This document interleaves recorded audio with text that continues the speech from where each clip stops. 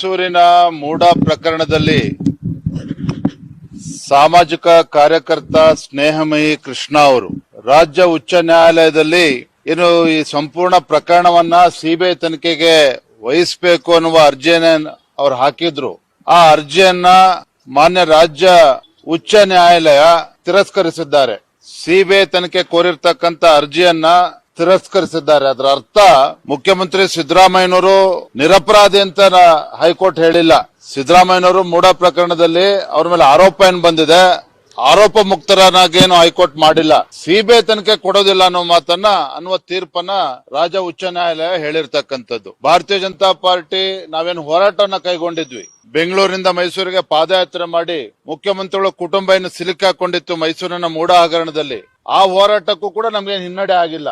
ಲೋಕಾಯುಕ್ತದಲ್ಲಿ ತನಿಖೆ ನಡೀತಾ ಇದೆ, ಇಡಿನೂ ಕೂಡ ತನಿಖೆ ನಡೆಸ್ತಾ ಇದ್ದಾರೆ. ಮುಂದೆ ಏನಾಗ್ತದೆ ಕಾದ್ ನೋಡೋಣ.